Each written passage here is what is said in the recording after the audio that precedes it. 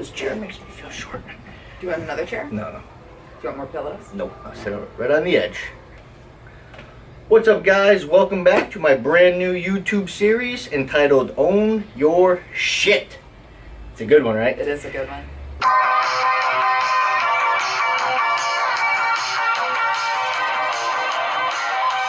Alright, so we are here today with, I'm not sure exactly of your full title. I know you do Reiki, I know you do meditation, I know you do yoga, a lot of stuff. So we're here with, we'll say, fitness and energy specialist. I like it. Kim Feeney. So Kim, tell us a little bit about really your background and what it is that you do specifically for your business. Okay. The title that I kind of use for the most part is consciousness coach, spiritual teacher, and consciousness coaching. I like that. That's a new one. A little, yeah, it's. I've never heard consciousness coach. I know, that's why I like it. We're gonna brand that consciousness coach right across the top. Done. So, since I was going chronologically, since I was really young, like 3-4 years old, I was always really drawn to going to church and drawn to prayer, and felt like I had a really strong connection with God before anyone was even explaining to me who. Christianity church? Yes, Roman Catholic Church. And had always gone to Catholic schools, and as I, got older, my own belief system, my own spirituality grew and began to separate from the more traditional belief systems, and I started to have a lot of synchronistic experiences and felt more drawn to teaching and leading other people in finding their own belief system or finding their own path, especially their own spiritual path. So when I hit about like 18 years old and I went to college and went out off my own for the first time, and that's when my eyes really began to open. So it's when I found myself really just waking up to the world, and yeah, my intuition became stronger and stronger.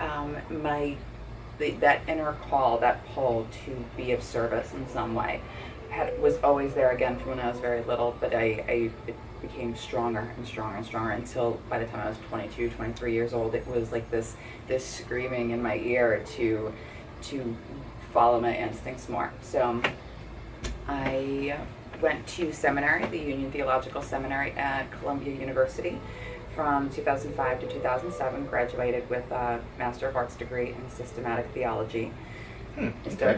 Started teaching theology, high school theology, all boys Catholic high school in the Bronx, which I'm sure they love that. It was quite an experience. I was there for a few years. Loved it, and it also led to, all the stress of that led to all of my physical breakdowns later on.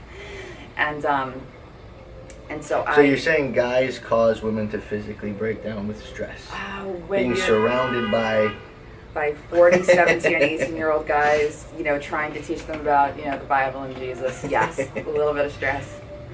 All right, so you started breaking down. And so I left teaching because the call to do more consciousness coaching, spiritual direction, what I sometimes refer to as clairvoyant life coaching, the call to do that just became overwhelming, and so I left a really comfortable, stable, lovely job teaching to pursue, my own work in spiritual direction. So all of that stress from teaching, from even being in graduate school, and then into teaching, led to how there were weaknesses in my spine that I was unaware of, that the stress just started to, in some way or another, like the wear and tear just became too much, so I herniated a number of discs. And then had back surgery about 6 years ago, and that's what eventually led me to this route that I'm on, where part of my work is now in physical fitness, and then the other part of my work is in spiritual direction and wellness and meditation. So, for the people watching, because there are plenty of people out there who don't believe in the correlation of energy, stress, and physical manifestations, what would your reply or response be to, oh, that's just crazy talk? Because clearly, we see how stress manifests in people when they physically break down, when they develop, ulcers or internal issues that are going on. So what would you say to somebody who could benefit from your services, which seems like pretty much everybody in today's society, unfortunately, and if somebody was trying to tell you that what you do is right field thinking, kind of crazy, and how would that benefit me? How would you kind of overcome, or what would you kind of explain to somebody saying with that mindset of, this isn't going to help me, it's something physical, I have to go to a traditional doctor, or they want me on depression medication or something like that? So I actually use stress as an example for most of the work that I do. So if someone is skeptical and cynical, and I always think having a certain level of skepticism or cynicism is really healthy, and it's important because there's a lot of people out there, I'm generalizing, but there's a lot of people who claim to be able to do certain things and take advantage of people who are in a vulnerable position, whether physically, energetically, emotionally. So do your research. Yes, absolutely. And always go with your gut. Always follow your instincts. If something feels a little off, always pay attention to that. If something feels good and you don't know why, pay attention to that. Okay. So the process of discernment which is identifying those subtle shifts within yourself. What feels good, what feels not good, what just feels different. Being able to identify those and figure out how they inform your decisions day to day without overthinking. So that comes around to the fact of you need to learn how to be with yourself, right? You need to meditate, you need to be calm, you need to shut off the technology and unplug sometimes. And the scariest, I think you could probably agree, that the scariest thing for people is to be with themselves. Absolutely. And to be with their own thoughts. Absolutely, 100%. Absolutely. So, number one, if you take anything away from this, start to be with yourself. I always use, we're human beings, not human doers. Mm-hmm. And everybody's always doing, and nobody wants to just be. There are so many beautiful quotes that all kind of boil back down to, or essay stories, published works that will always come back down to the importance of silence and solitude, whether in small doses and building up to larger experiences of that. But to be able to be silent inside, to be able to create silence around you, to be able to be with yourself is becoming an increasingly lost ability and an increasingly important skill to have, and decision.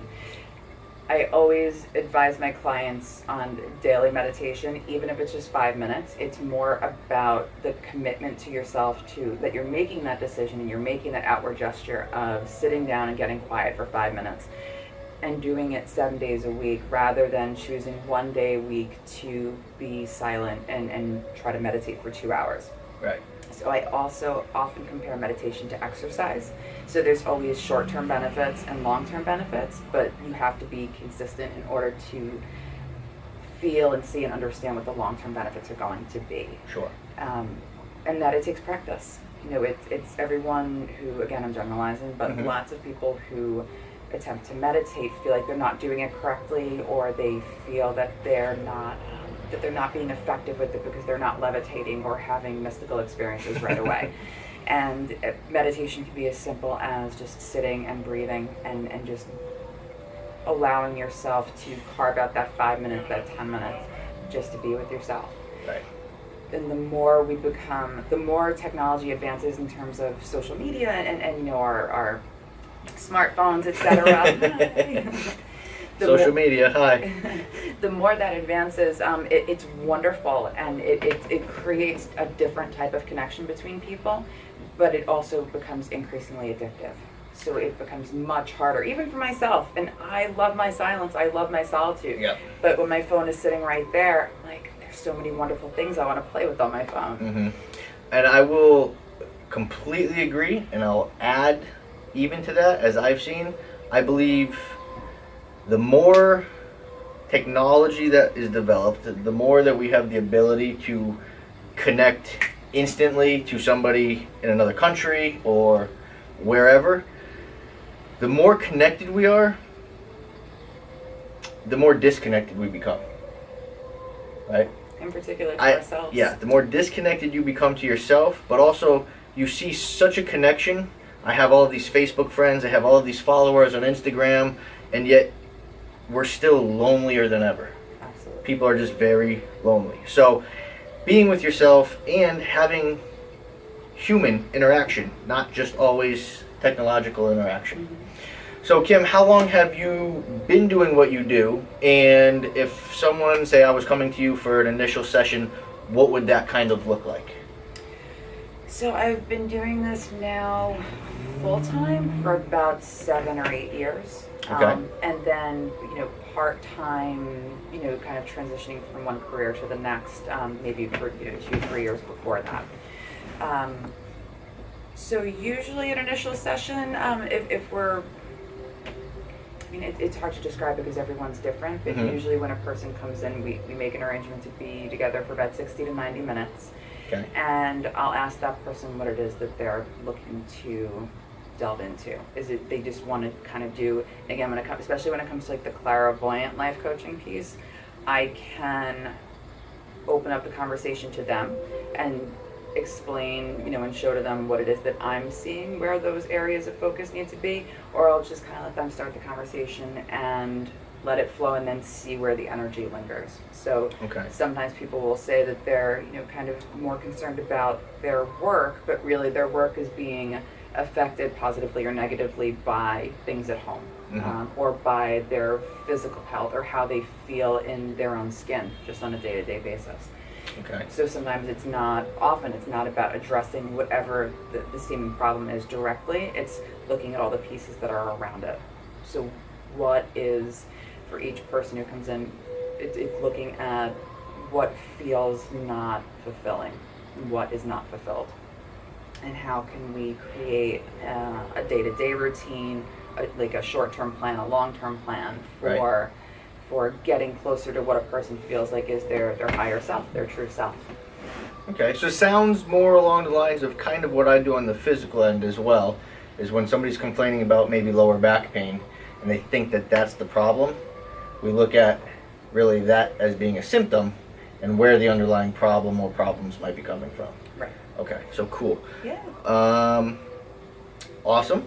What would your typical client look like, I guess, or who's the average person that you're working with? Female, male, age range, high-end job, very stressful, or maybe like low-end, just average person?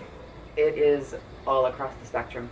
Okay. I have clients who are 18, 19 years old and just finishing their first year of college. I have clients who are 70 years old and retired and just kind of, enjoying life and doing a lot of gardening and they want to know more about what's going on for, the next 20 years and maybe what's going on with their kids and grandkids, and how they could be a better parent, a better grandparent.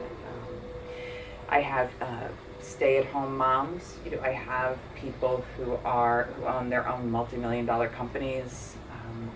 I would say the ratio is probably 2 to 1 women to men. Okay. But about a third of my clientele is Okay. men. Okay. And yeah, the ages, like I said, I would say primarily mid-20s to mid-60s. Just still a pretty broad range. It's a broad range, but it's fair. And personally, I 100% believe in everything that you're doing, everything from past life regression to higher consciousness to one mind to everything that probably you talk about, that my clients think I'm kind of crazy when I when I talk about it, because that's not what they're coming to me for. Mm-hmm. But totally respect it, totally understand it, and the range just varies based on when somebody hits that locked door that becomes unlocked for their own evolution and their own conscious awakening.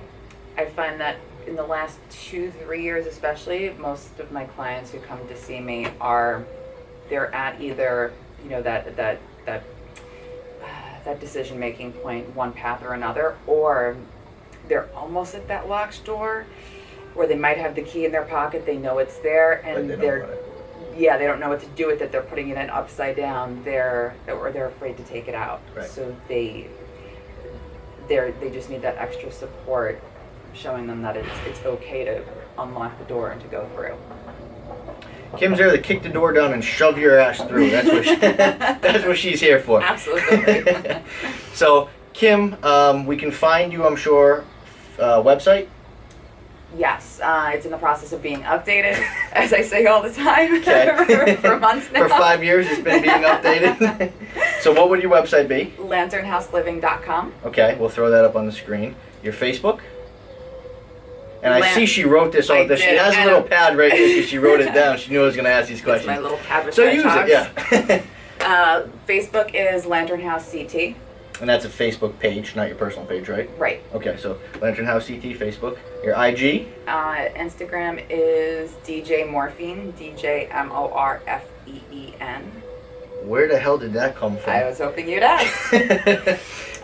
Right before I opened my business in 2011, I read one of my favorite authors, Tim Ferriss' The 4-Hour Workweek, and he does an amazing job at deconstructing fear and trying to make fear not so much as an enemy, but more as, what can be a close personal ally. And that's what I see myself doing in a lot of the work that I do now.